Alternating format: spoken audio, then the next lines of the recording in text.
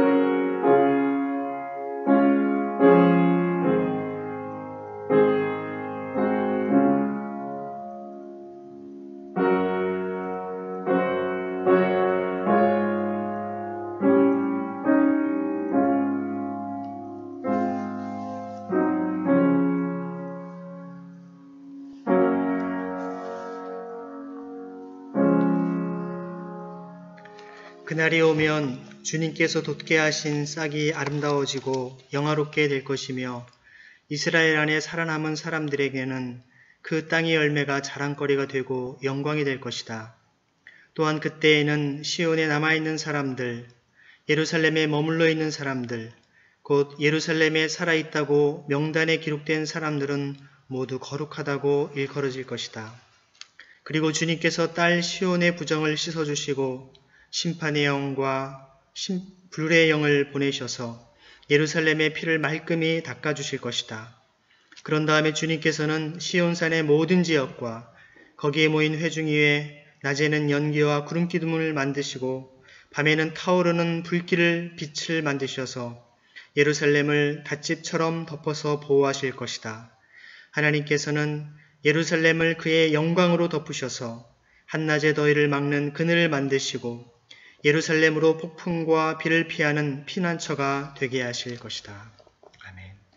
거룩하신 주님, 코로나로 인하여 우리가 함께 대면으로 예배드리지 못하지만 이렇게 온라인을 통해 함께 예배한 우리 모든 성도들과 우리의 삶 속에 하나님의 은총을 허락하여 주시고 오늘도 선포하시는 주님의 말씀을 듣고 말씀대로 살아갈 수 있는 주님의 임재 가운데 거하는 우리의 복된 삶이 되게 해 주옵소서.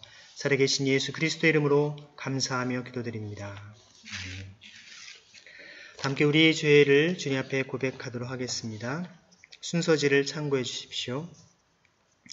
은혜로우신 하나님, 코로나19 확진자가 급증함으로 고통받고 있는 이들이 늘어나고 있고 교회의 예배도 전면 비대면으로 드려야 하는 상황입니다. 끝이 보이지 않는 감염 확산이 속히 사그라지게 하시고 예배를 비롯한 일상이 회복되게 하옵소서. 오랜 장마로 인해 고통받고 있는 이웃을 위로하며 섬기게 하옵소서. 그리스도인의 사명을 온전히 감당함으로 정치와 경제, 사회와 문화 등 삶의 모든 영역에 하나님의 주권과 뜻이 온전히 실현되게 하옵소서. 아무리 합법이고 합헌일지라도 하나님의 말씀의 기준에 비추어 불의하다면 개혁할 수 있는 믿음과 용기를 주옵소서. 인간의 탐욕과 무분별한 개발로 인한 자연의 역습 앞에 철저히 회개하고 돌이키게 하옵소서. 고통을 극복할 수 있는 지혜와 능력을 허락하옵소서. 주님, 우리를 불쌍히 여기소서.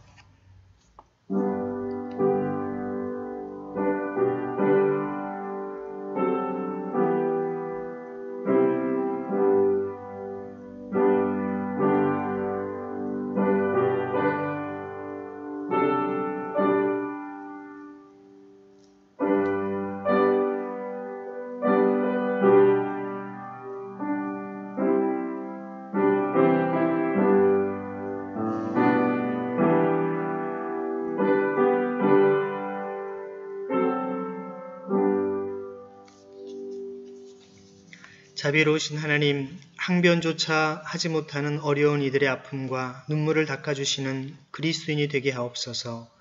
하나님의 공평과 정의를 실천하며 생명을 보듬게 하시고 평화와 화해를 이루는 진실한 공동체가 되게 하옵소서. 주님의 길을 따르는 충성된 일꾼으로 변화시켜 주옵소서. 영원한 생명의 근원 되신 우리 주 예수 그리스도 이름으로 간절히 기도드립니다. 아멘. 우리 함께 예배드리시는 분, 옆에 계신 분을 향해서 축복하도록 하겠습니다. 주님의 사랑과 은총이 가득하길 원합니다. 인사하시겠습니다. 다 함께 교동문 34번 시편 81편 말씀으로 성시교독하시겠습니다. 찬송가 뒷면에 있는 교동문 34번 시편 81편 말씀입니다. 우리의 능력이 되시는 하나님을 향하여 기쁘게 노래하며 야곱의 하나님을 향하여 즐거이 소리칠지어다. 시를 읊으며 소고를 치고 아름다운 스금에 비파를 아우를지어다. 초하루와 보름과 우리의 명절에 나팔을 불지어다. 이는 이스라엘의 율례요 야곱의 하나님의 규례로다. 하나님이 애굽 땅을 치러 나아가시던 때 요셉의 족속 중에 이를 증거로 세우셨도다. 거기서 내가 알지 못하던 말씀을 들었나니 이르시되 내가 그의 어깨에서 짐을 벗기고 그의 손에서 광주리를 놓게 하였도다. 내가 고난 중에 부르짖음에 내가 너를 건졌고 우레소리의 은밀한 곳에서 내게 응답하며 무리바 물가에서 너를 시험하였도다. 내 백성이여 들으라. 내가 내게 증언하리라. 이스라엘이여 내게 듣기를 원하노라. 신을 두지 말며 이방신에게 절하지 말지어다. 너를 애굽 땅에서 인도해낸 내 하나님 여호와이니 내 하나님이니 내 입을 크게 열라. 내가 채우리라 하였으나 내 백성이 내 소리를 듣지 아니하며 이스라엘이 나를 원하지 아니하였도다. 아멘. 함께 찬송가 6장으로 주님께 영광 올려드리겠습니다.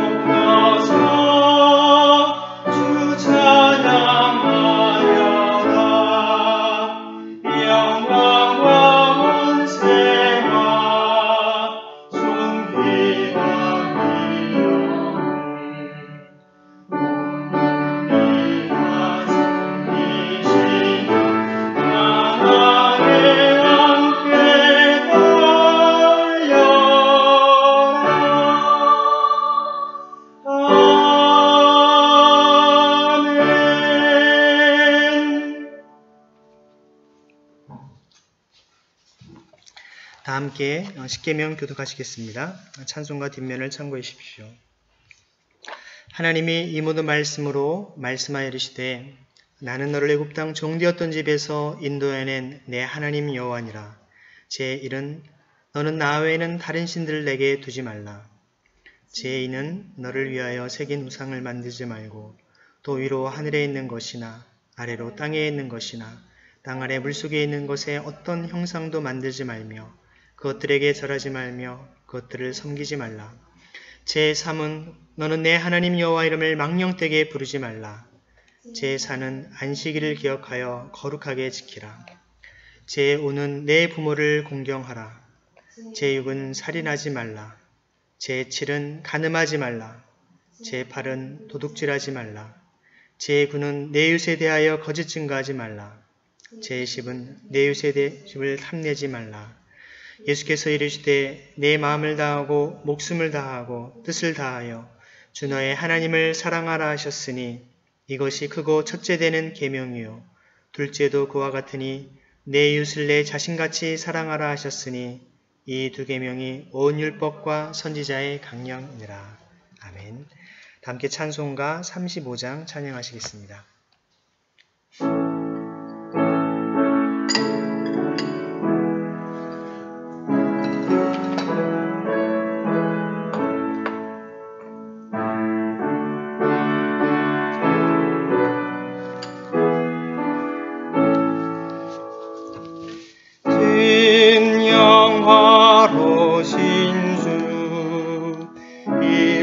이곳에 오셔서 이 모인 자들로 주 백성 삼으사 그 중에 항상 계시고 그 중에 항상 계시고 큰 영광 나타내소서.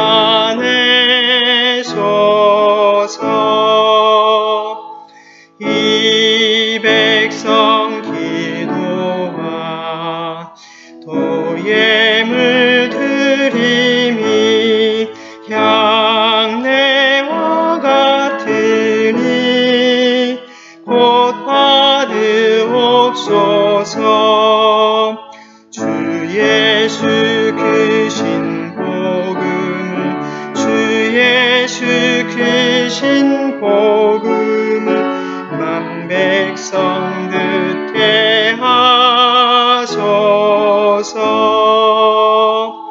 또 우리 자손들 다 주를 기리고 저 성전돌같이 긴하게 하소서.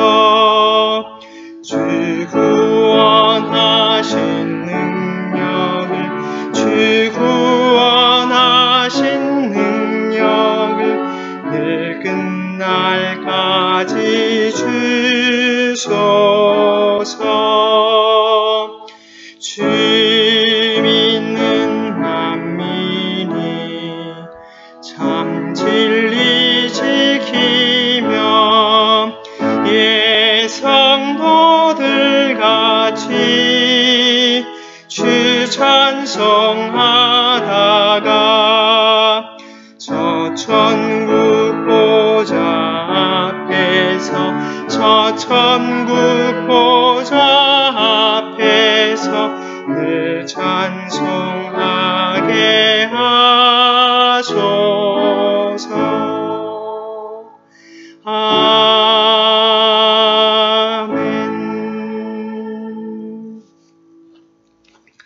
다 함께 기도드리겠습니다. 사랑과 은혜가 풍성하신 하나님 아버지, 오늘도 주님 앞에 우리가 예배하며 주님을 경배합니다. 비록 우리가 함께 모여 온전히 주님을 찬양하며 예배할 수는 없지만 우리가 거한 우리의 삶의 장소 곳곳에서 늘 주님의 임재를 맛보며 주님과 동행하는 우리 모두 되게 해 주옵소서. 주님, 오늘 이 시간 곳곳에서 주님 앞에 온전히 예배하고자 해도 온전한 예배를 드릴 수 없는 수많은 성도들의 안타까움과 기도를 들응답하여 주시고 이 땅의 질병과 모든 고통이 속히 사라질 수 있도록, 또한 그 고통을 온전히 인내하며 감내할 수 있도록 우리에게 힘과 능력을 허락하여 주옵소서. 오늘도 주님 앞에 나와 예배하는 모든 심령 각 사람에게 주님 성령의 충만한 은혜를 더하여 주시고 이들의 삶의 문제와 아픔 가운데에서 신음함에 고통하는 모든 기도의 제목을 주님 들응답하여 주옵소서. 주님의 살아계심을 증거할 수 있는 거룩한 삶이 되게 하시고 하나님을 대적하여 비방하는 모든 이들로 하여금 만군의 여호와이신 주님을 경험할 수 있도록 주님 친히 나타내 주시고 온전히 성령의 능력으로 역사하여 주옵소서. 하지만 때로 그렇게 주님께서 역사하시지 않는다 할지라도 주님의 살아계심을 우리가 늘 찬양하며 경외하는 우리의 믿음을 변하지 않을 수 있도록 은혜를 허락하여 주옵소서. 이 세상 곳곳에 온갖 불의와 거짓과 죄악이 가득합니다.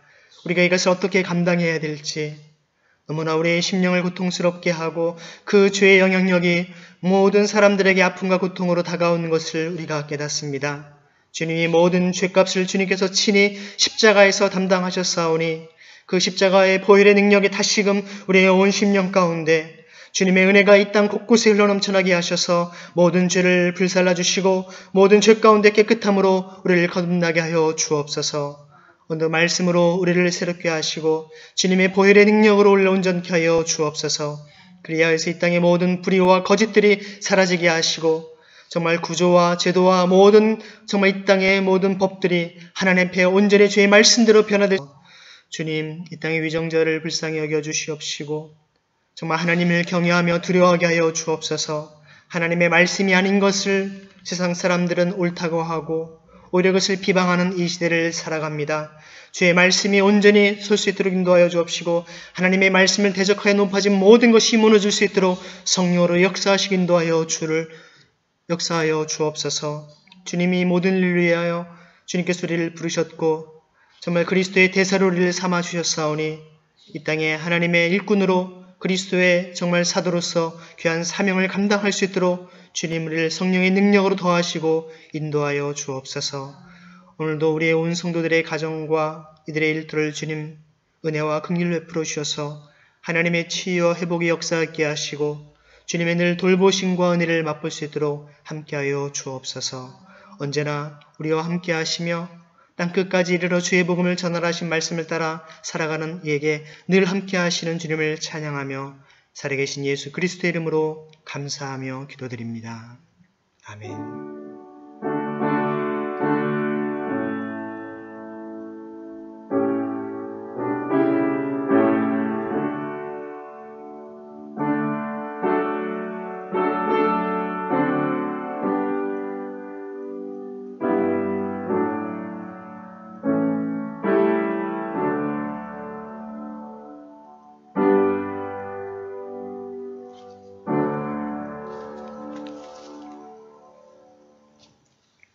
네, 이 시간 우리에게 주신 하나님의 말씀은 사도행전 15장 30절에서 41절까지 말씀입니다. 사도행전 15장 30절에서 41절까지 말씀, 신약성경 세번역 203쪽에 있는 말씀을 제가 봉독하도록 하겠습니다. 여러분도 말씀을 함께 봉독하길 바랍니다. 그들은 전송을 받고 안디옥에 내려가서 회중을 다 모아놓고 그 편지를 전하여 주었다. 회중은 편지를 읽고 그 권면을 기쁘게 받아들였다. 유다와 실라도 예언자이므로 여러 말로 신도들을 격려하고 굳세게 하여 주었다. 그들은 거기서 얼마 동안 지낸 뒤에 신도들에게 평안히 가라는 전송을 받고서 자기들을 보낸 사람들에게로 돌아갔다. 그러나 바울과 바나바는 안디옥에 머물러 있으면서 다른 여러 사람들과 함께 주님의 말씀을 가르치고 전하였다. 며칠 뒤에 바울이 바나바에게 말하였다. 우리가 주님의 말씀을 전파한 여러 도시로 신도들을 다시 찾아가서 그들이 어떻게 지내고 있는지를 살펴봅시다. 그런데 바나바는 마가라고는 요한도 데리고 가려고 하였다. 그러나 바울은 밤빌리아에서 자기들을 버리고 함께 일하러 가지 않은 그 사람을 데리고 가는 것을 좋게 여기지 않았다. 그래서 그들은 심하게 다툰 끝에 서로 갈라서고 말았다. 바나바는 마가를 데리고 배를 타고 키프로스로 떠나갔다. 그러나 바울은 실라를 택하고 신도들로부터 주님의 은혜가 함께 하기를 바라는 인사를 받고서 길을 떠났다. 그래서 시리아와 길리기아를 돌아다니며 모든 교회를 튼튼하게 하였다. 아멘. 이는 주님의 말씀입니다.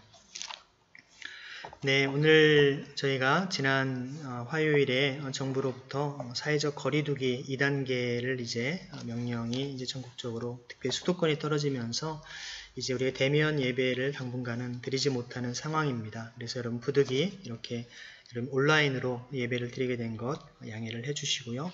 속히 우리가 이런 대면 예배를 드릴 수 있도록 같이 기도해 주길 바랍니다.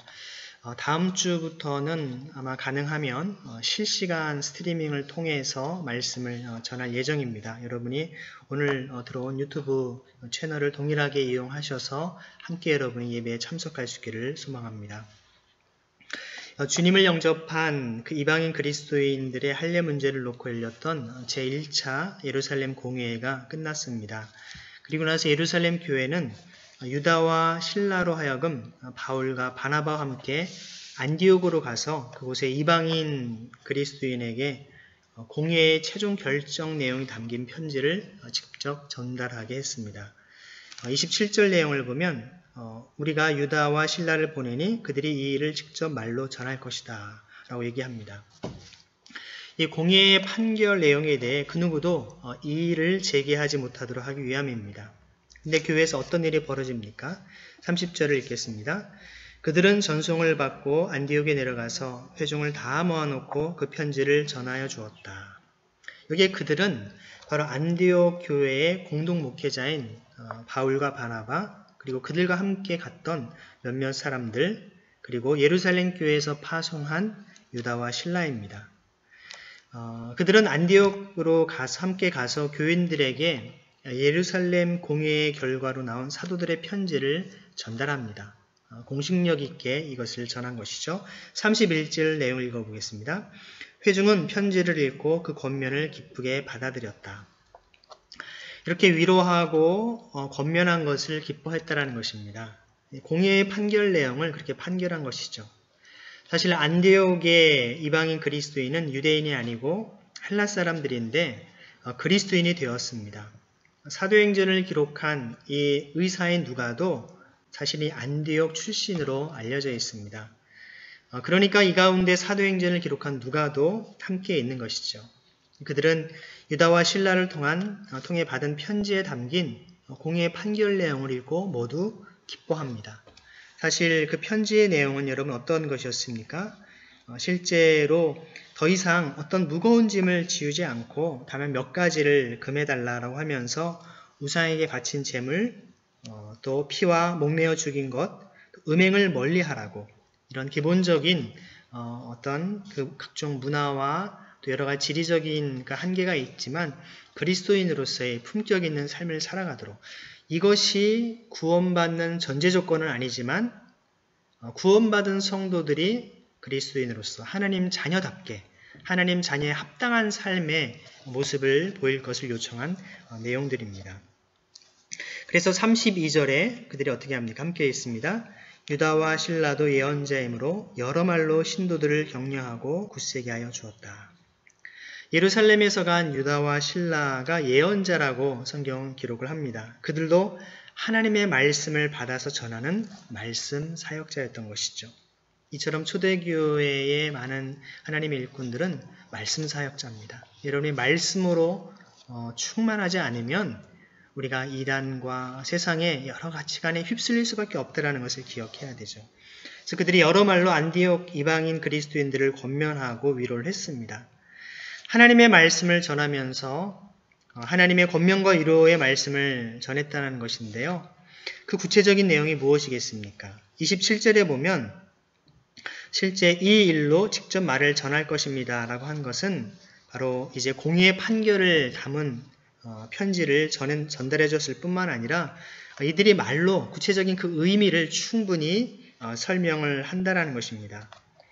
유다와 실라가 그 먼 안디옥까지 찾아가서 단지 공의의 판결 내용이 담기를 편지를 전해주는 요즘으로 말하는 택배기사나 퀵서비스 역할만 한 것이 아닙니다.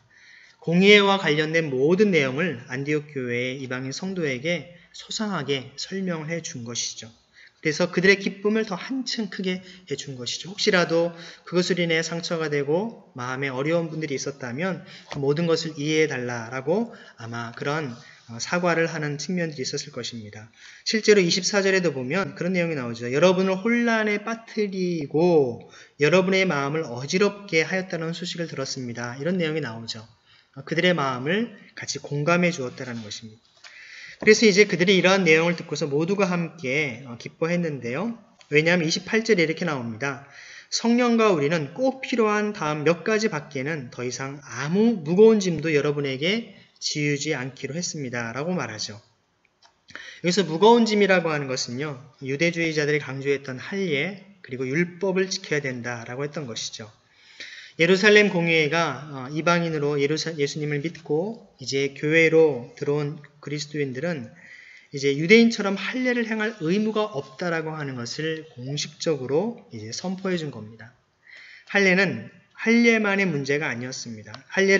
율법을 따라서 할례를 받아야지만 구원을 얻는다라고 하는 구원의 전제 조건으로 이들이 했었는데 이것이 바로 예수 그리스도를 믿는 주 예수를 믿는 믿음 안에 은혜 가운데에서 믿음으로 구원을 얻는다라는 것을 베드로와 또 야고보를 비롯한 초대교회 모든 지도자들이 동일하게 주님의 말씀을 따라서 그들이 전했던 것입니다. 결국 인간의 행위로 우리가 구원에 이르지 않는다라는 것을 얘기한 것이죠. 여러분 이것은 기독교의 너무나 중요한 어떤 근본적인 진리입니다. 끊임없이 인간은 뭔가 내가 노력해서 신이 되고 하나님이 되려고 하는 그런 모습들이 있습니다. 하지만 우리에게 주어진 복음은 기쁜 소식은 하나님께서 우리에게 선물로 주셨다라는 것입니다. 우리의 공로가 전혀 없다라는 것이죠. 죄인인 인간이 자신의 행위로 하나님의 심판을 면하고 구원받는 것은 사실상 불가능하기 때문에 그렇습니다. 그래서 이방인 그리스도인에게 더 이상 할례의 짐을 지우지 않겠다라고 하는 것은 이방인 역시 오직 하나님의 은혜로만 구원을 얻는다는 모든 민족을 위한 복음의 선포였습니다. 지금 우리에겐 너무나 당연한 것이지만 그 당시에는 유대인들로서는 받아들일 수 없는 내용이었고 굉장히 혁명적인 내용이었다라고 볼 수 있죠. 그것을 인해서 그동안 율법을 지키며 할례를 받지 않으면 구원을 얻을 수 없다라고 했던 유대인주의자들의 가르침이 이제 혼란스러워했던 안디옥 교회 성도들이 이제 얼마나 기쁘고 즐거웠겠습니까? 이제 안디옥 교회 이방인 그리스도인은요, 바울과 바나바 그리고 유다와 실라로부터 이방인 그리스도인의 할례 문제에 대한 예루살렘 공의의 결정 내용을 듣고 굉장히 기뻐합니다. 그리고서 이제 예루살렘 교회가 사실 모든 교회의 어머니 교회와 같은 격이죠. 모교회죠. 그래서 예루살렘 공회의 판결을 안디옥의 그 이방인 그리스도인에게 직접 전하기 위해서 이 파송했던 유다와 실라도 예언자들이었기 때문에 하나님의 말씀을 잘 이야기하면서 큰 격려와 위로를 해주었습니다. 공의의 내용을 편지로 전달해주면서 여러 말로 설명해준 것이죠. 그러면서 그들을 믿음 위에 굳건히 설 수 있도록 도와주었던 것입니다. 실제로 33절 말씀을 함께 읽어보겠습니다. 그들은 거기서 얼마 동안 지낸 뒤에 신도들에게서 평안히 가라는 전송을 받고서 자기들을 보낸 사람들에게로 돌아갔다. 사실 유다와 실라가 안디옥에서 한참 말씀 사역을 하다가 다시 예루살렘으로 갔다라는 것인데요. 여기 보면 34절에 없다라고 없음이라고 나오는데요. 각주에 보니까 그러나 신라는 그들과 함께 머무르려고 하였다라고 하는 것이 나오죠. 아마 여기에서 보면 머무르려고 했었던 신라의 이런 모습은 아마 안디옥 교회를 굉장히 그가 기뻐하고 함께 하고자 하는 마음이 아니었는가. 나중에 이제 여러분 아시는 것처럼 2차 선교 여행 때에 바로 바울과 신라가 함께 한 팀이 되지 않습니까? 그런 것으로 볼 때 유다와 신라 가운데 특별히 신라가 굉장히 또 이 안디옥 교회를 향한 중요한 마음을 품고 있는 것을 보게 됩니다. 결국에 이러한 모습 속에서 사실 이 바울과 바나바는 여기에서 예루살렘 교회로 돌아가지 않고 계속 안디옥 교회에 남아 있습니다. 1차 전도 여행 때 안디옥 교회로부터 파송을 받고 그들은 돌아와 선교 보고를 한 다음에 그 교회에 있는 문제점들, 갈등들을 예루살렘 교회의 도움을 통해서 해결을 해주죠. 그리고서는 이제는 다시 안디옥 교회에 와서 그들을 견고히 해주는 장면이 나오는 것입니다. 35절에 뭐라고 합니까? 함께 읽겠습니다. 그러나 바울과 바나바는 안디옥에 머물러 있으면서 다른 여러 사람과 함께 주님의 말씀을 가르치고 전하였다. 자, 이렇게 오랫동안 머물면서 주님의 말씀을 가르치고 전했다라고 하는 것인데요. 바로 이 안디옥 교회 교인들을 철저하게 자신들처럼 하나님의 말씀을 전하는 선교하는 교회, 선교하는 공동체가 되기를 간절히 바랬던 것을 보게 됩니다. 주의 복음을 전하지 않고는 견딜 수 없는 하나님의 사람. 사실 예루살렘 교회는 어떤 의미에서 보면 사도행전 1장 8절 말씀대로 성령의 충만함을 입어서 그들이 바로 온 세계 열방으로 나가지 않았습니다. 8장 1절에 이르러서야 사울의 그런 박해 때문에 어쩔 수 없이 그들이 흩어지게 됐고 그것이 결과적으로는 선교의 사명을 감당했던 것이죠. 하지만 이런 예루살렘 교회와 달리 안디옥 교회는 놀랍게도 그런 박해나 어떤 핍박이 없이도 그들 스스로가 특별히 영적 지도자들이 먼저 선교의 사명을 감당했던 것을 보게 됩니다. 그런 아름다운 신앙의 유산을 이제는 그 성도들에게 계속해서 보여주고자 했던 이 바울과 바나바의 모습을 보게 됩니다. 저는 여기에서 이런 것을 최근에 어떤 신학적으로 이런 것을 선교적 교회라고 얘기를 합니다. 미셔너리 처치라고 얘기를 하는데요. 이런 선교적 교회론에 대한 것을 간단히 좀 설명을 드리면 20세기까지 전반까지의 교회의 중심적인 선교 패러다임이 지배적이었습니다. 그런데 1952년에 빌링앤 선교대회에서 제시했던 소위 미시오데이라고 하는 하나님의 선교 개념이 이제 나오게 됩니다. 그래서 선교의 주제에 대한 이에 근본적인 전환이 발생을 하죠. 이제는 선교는 교회가 선교하는 것이 아니라 하나님이 선교하는 것이다 라고 하는 이해를 하게 됩니다. 즉 선교는 삼위일체 하나님으로부터 출발한다는 것이죠. 제가 사실 박사학위 논문을 삼위일체론으로 한 것도 우리의 모든 신앙의 출발은 삼위일체 하나님으로부터 비롯되기 때문에 그러한 것이죠. 하나님은 선교하는 하나님이십니다. 아버지께서는 아들을 세상에 보내신 것이죠. 파송하신 것이고 선교하신 것입니다. 아들은 또한 세상을, 교회를 세상에 파송합니다. 그렇기 때문에 선교는 교회의 선교 이전에 하나님의 선교라고 얘기했던 것입니다. 그렇다면 선교에서 교회의 위치는 어떤 것일까요? 정말 교회는 이전에는 선교사를 파송하는 주체로 인식했지만 하나님의 선교에서 교회는 하나님으로부터 파송받은 공동체로서 자기 이해를 갖게 되는 겁니다. 순서를 말한다면 하나님, 교회, 세상이었다면 미스요데이라는 하나님의 선교는 하나님, 세상, 그리고 교회라고 하는 그런 의미가 되었던 것입니다. 즉 교회는 자신의 선교보다 먼저 일하시는 하나님의 선교에 참여하도록 부름을 받은 것을 자신의 선교적 소명으로 이해를 한 것입니다. 결국 이런 선교는 하나님에게서 출발한 하나님의 선교이고 교회는 세상을 향한 하나님의 선교를 위해 부름받은 공동체로서 세상을 향해 파송된 공동체라는 것입니다. 결국 이러한 것을 통하여서 선교적 교회는 선교의 목표를 교회로부터 이제 하나님 나라로 전환하는 신학 사상입니다.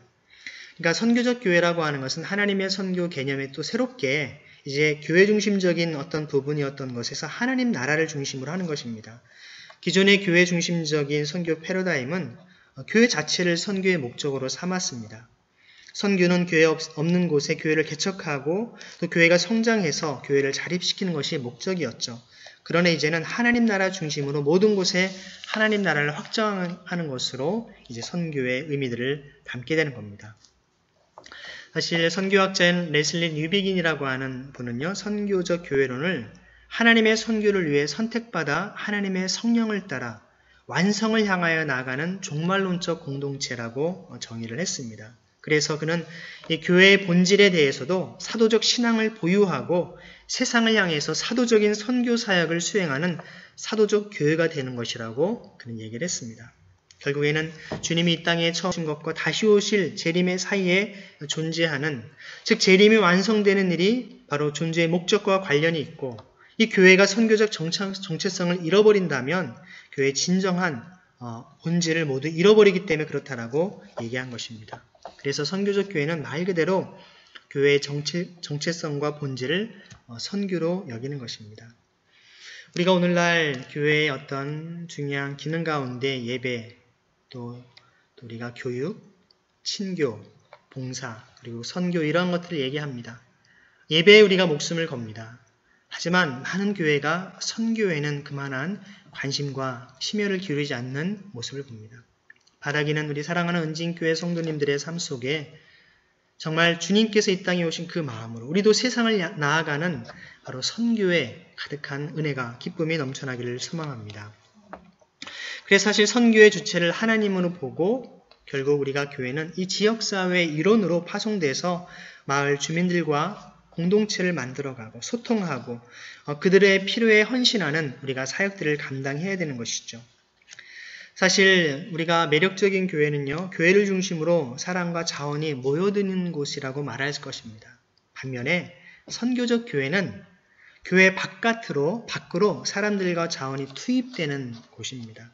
교회는 앉아서 기다리는 곳이 아니라 이제 인적으로 물적인 자원을 적극적으로 활용해서 세상에 내보내고 그들을 섬기는 이제 선교적 교회를 해야 되는 것이죠. 여러분 사실 오늘도 그렇지만 우리 이렇게 모이는 교회 자체가 이제는 물리적으로 쉽지 않은 세상에 와 있습니다.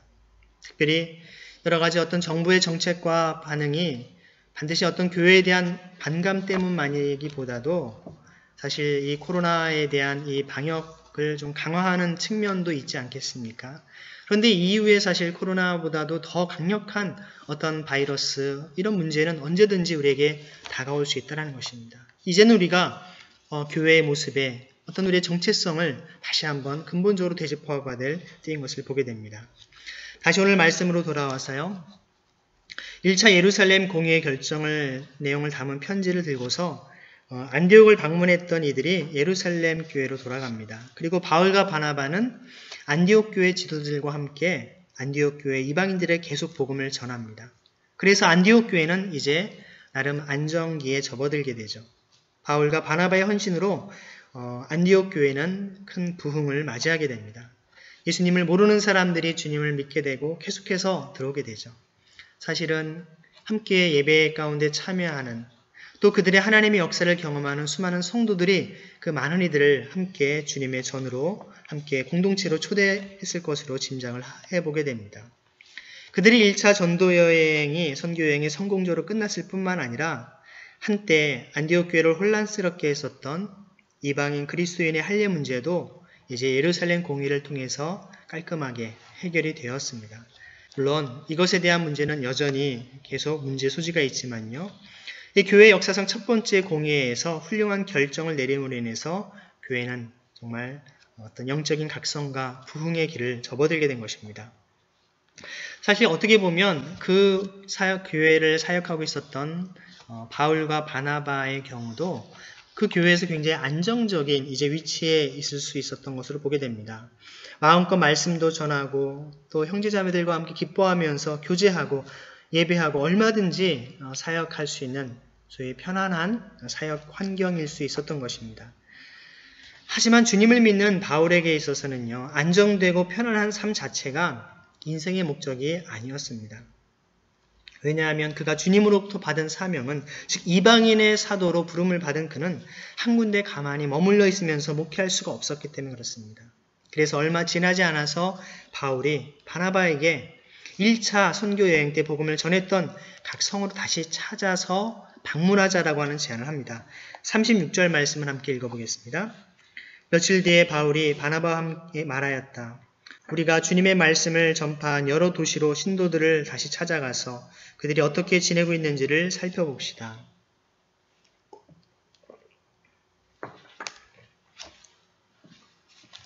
이제 1차 전도여행 때 자신들로부터 복음을 듣고 예수님을 영접한 갈라디아의 그리스도인들을 이제 다시 만나서 그들의 믿음을 다져줍니다.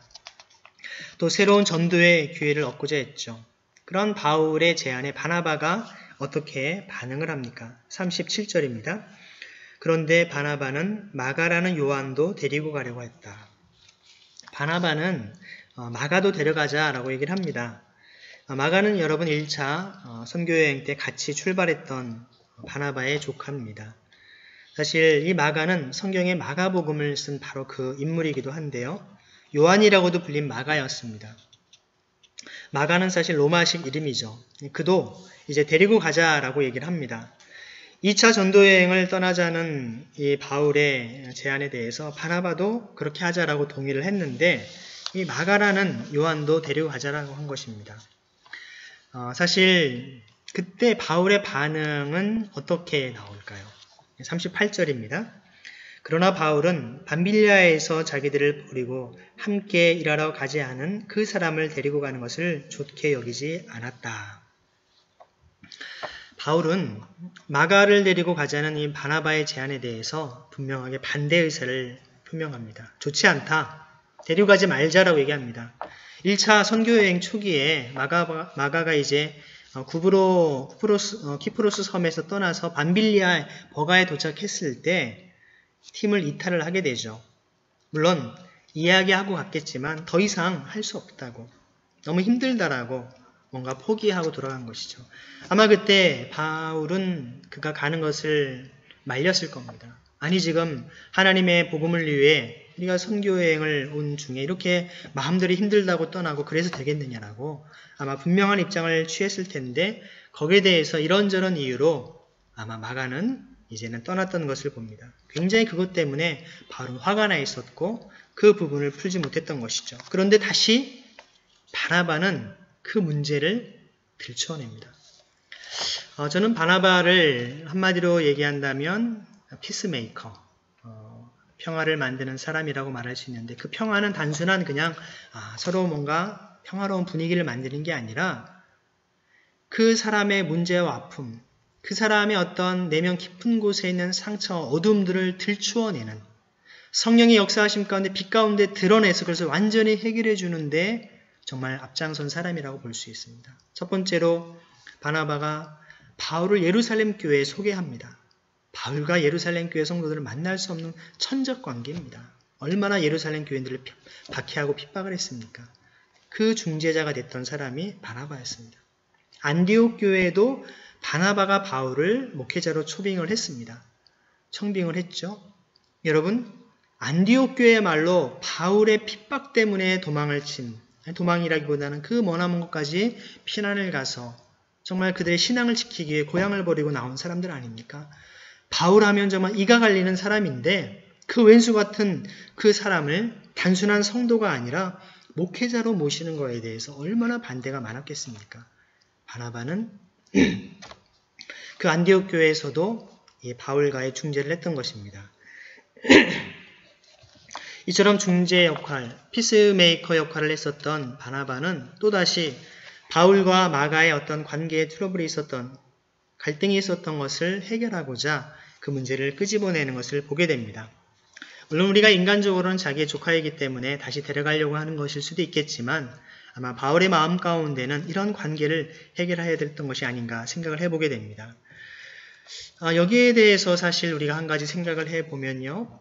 이 부분에 대해서 바울의 입장은 굉장히 정말 강한 반대를 한 것을 보게 됩니다. 39절 말씀을 함께 읽어보겠습니다. 그래서 그들은 심하게 다툰 끝에 서로 갈라서고 말았다. 바나바는 마가를 데리고 배를 타고 키프로스로 떠나갔다.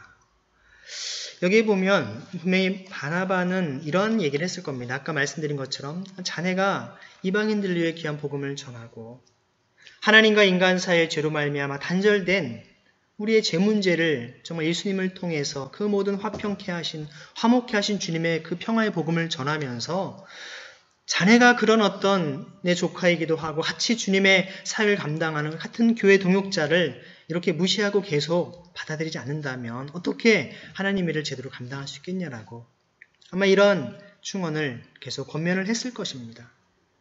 하지만 바울의 입장은 완고했고 무언가 사역자로서 하는 데 있어서는 분명히 문제가 있다라고 또 그런 일이 벌어진다면 나는 용서하지 못할 것이다. 여러 가지 많은 그의 어떤 항변 속에서 결국은 갈라서서 이제 복음을 전하러 간 것을 보게 됩니다. 결국 먼저 바나바는 마가를 데리고 키프로스로 떠나게 됩니다. 그리고 바울은 어떻게 되죠?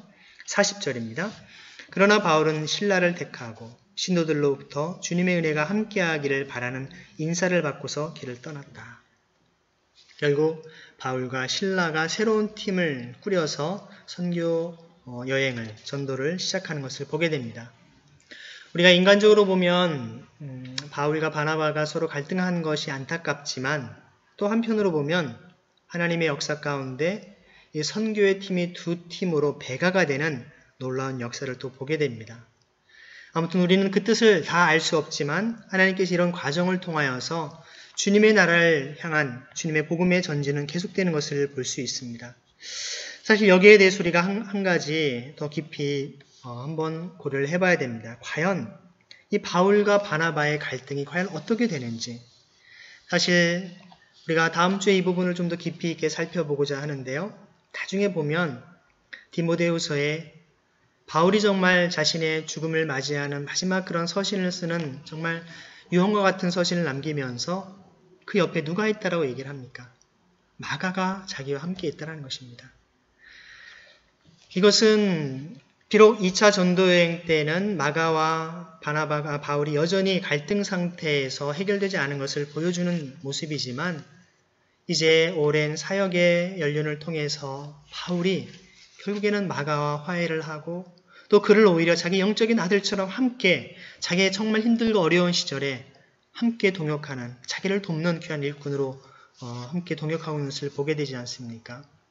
오늘 우리가 이 말씀을 통해서 이 시대 주님께서 우리에게 주시는 정말 주님의 사명과 사역이 무엇인지를 되돌아볼 수 있기를 소망합니다.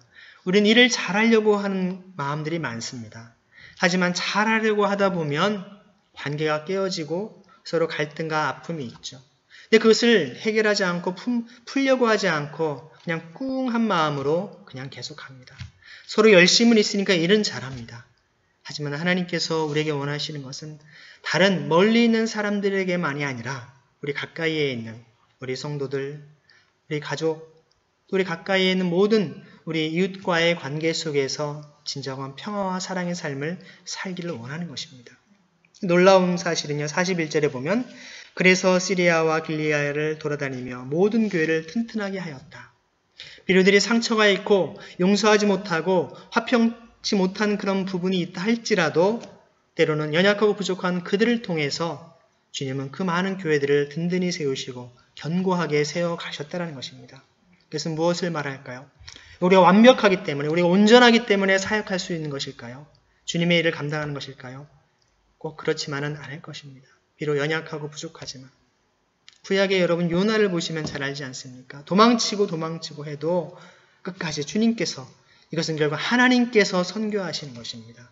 하나님께서 역사를 주관하시고 다스리시고 구원받을 만한 자를, 택하신 자를 이끄시는 것이기 때문에 우리는 단지 무익한 종으로 주님이 명하신 일을 하라고 해서 충성했을 뿐임니라고 고백하는 것 외에는 더 무엇이 있겠습니까?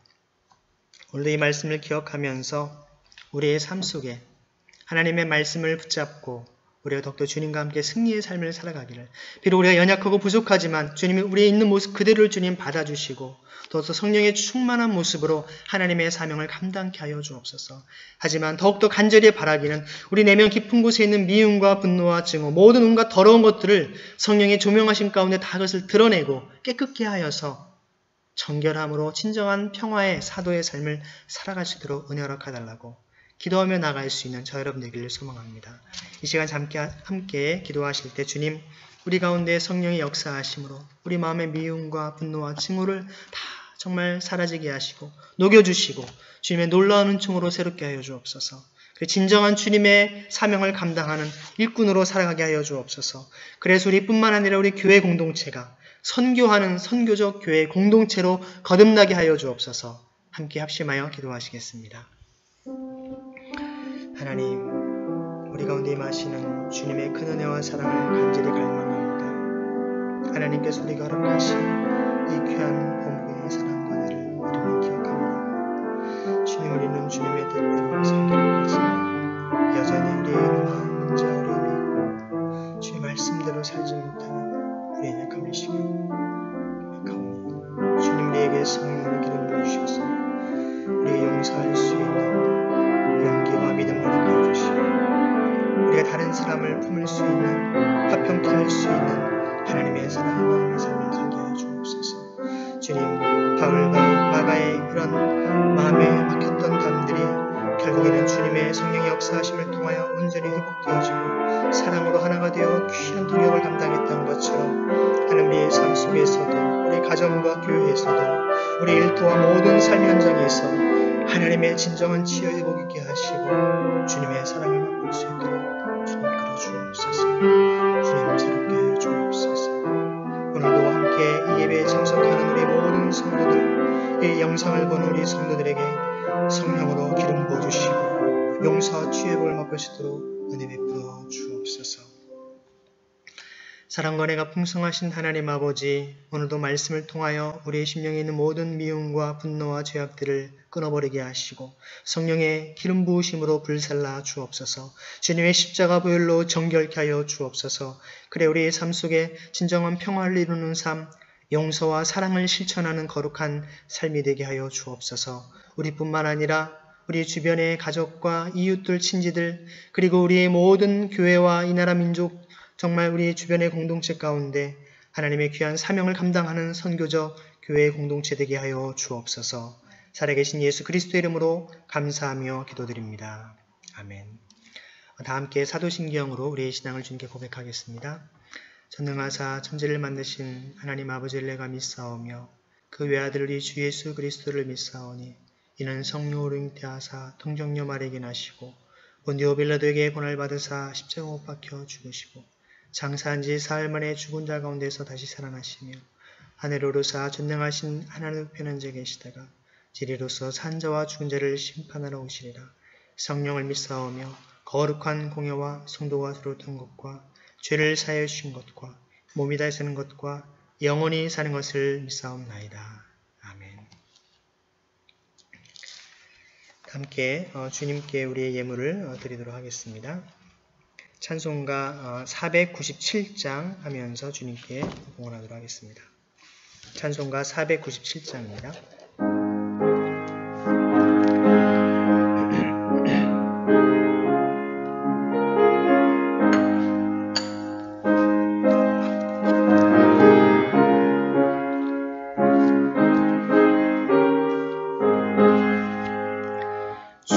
예수 넓은 사랑 그 크신 은혜를 나 힘써 전파함은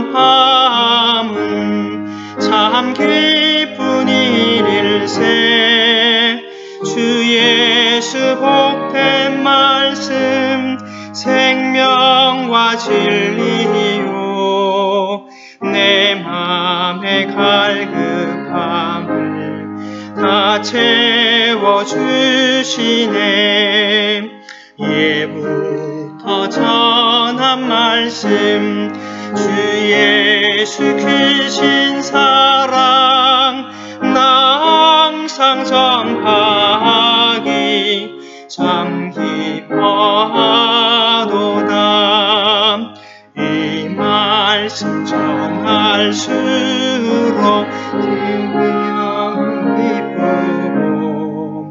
그 말씀 전할수록 제 기쁨 넘치네. 구원의 복된 말씀 못 들은 사람이 세상에 많음으로 힘써서 전하세.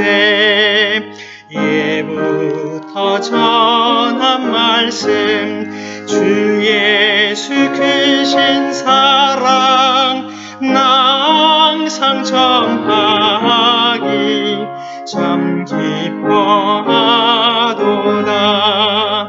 이 말씀 들은 사람 또 듣기 원하고 목말라 사모하니 그 말씀 진리라. 그 나라 영광 중에 나 부를 새 노래 예부터 좋아하던 이 말씀뿐일세. 예부터 전한 말씀 주 예수 크신 사랑 나 항상 전파하기 참 기뻐하도다.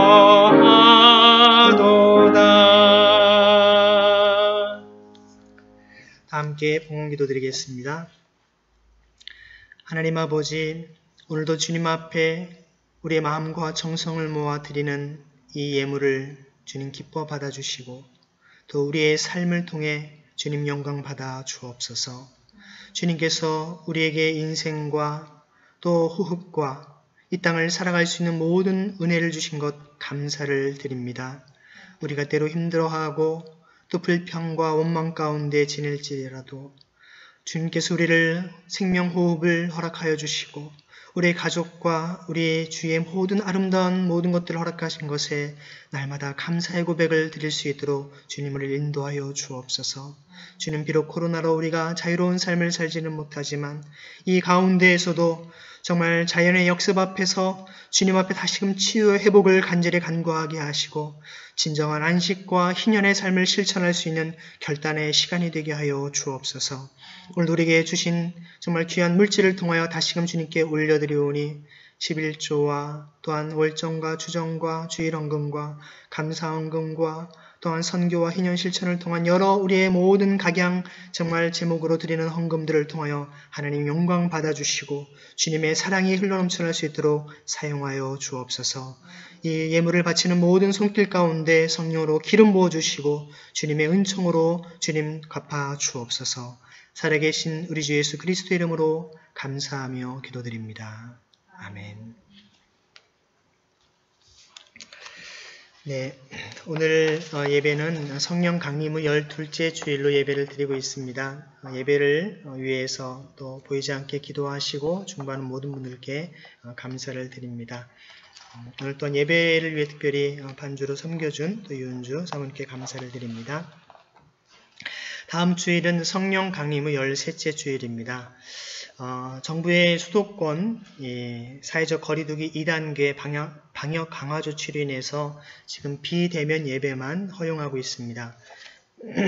그 모든 이제 대면 모임과 또 행사 그리고 식사가 금지되고 있기 때문에 가급적이면 어떤 정부의 방침과 우리가 갈등을 일으키지 않는 방향에서 하기를 원하고요.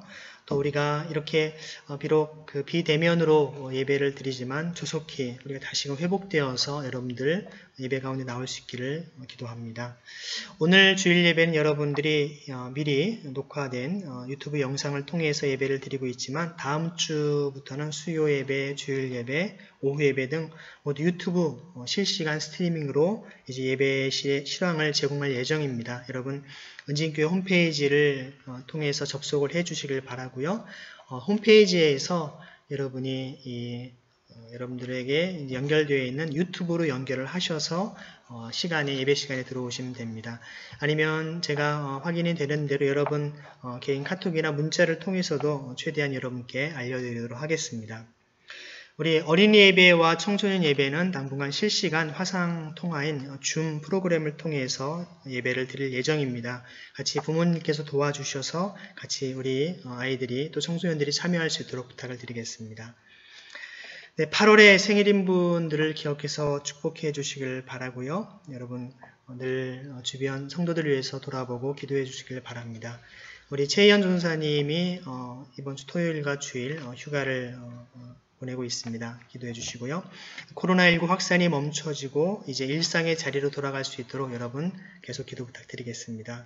또 남북 화해 협력과 또 한반도 비핵화로 인해서 동북아 평화와 정의가 입맞출 수 있는 이 나라 민족 되도록 같이 여러분 기도해 주시길 부탁드리겠습니다.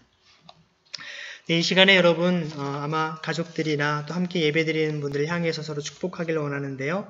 경배 찬양 130장 축복송으로 서로 축복하도록 하겠습니다. 1절만 서로 축복하도록 하겠습니다.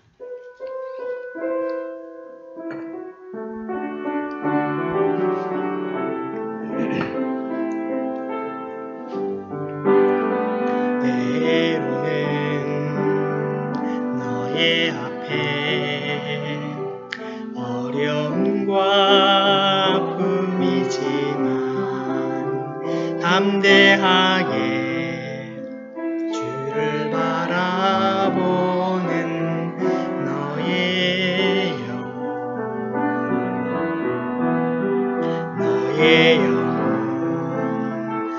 우리 볼 때 얼마나 아름다운지 너의 영혼 통해 큰 영광 받으신 하나님을 찬양 오 할렐루야.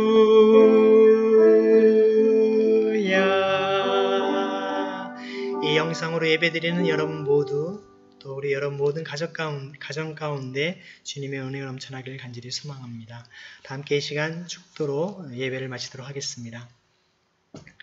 지금은 우리 주 예수 그리스도의 은혜와 하나님 아버지의 극진하신 사랑하심과 성령님의 사귐이 선교적 교회 공동체를 이루고자 진정한 용서와 사랑의 삶을 살아가며 주님의 인도하심을 따라 살기로 결단하는 여기 모인 우리 모두와 또한 이 영상을 함께 참여하며 예배하는 모든 이들에게 지금부터 영원토록 함께 하시기를 간절히 축원하옵나이다.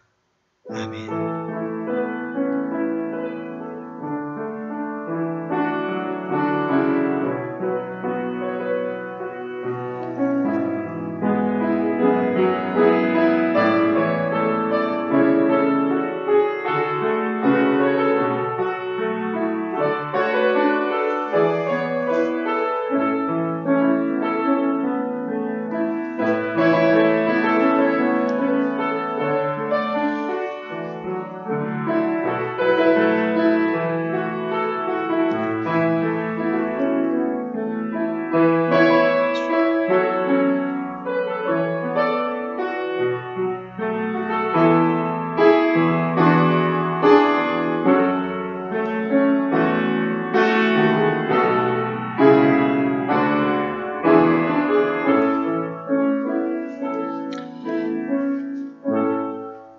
할렐루야. 다음 주에 여러분 기쁨으로 만나 뵙기를 소망합니다.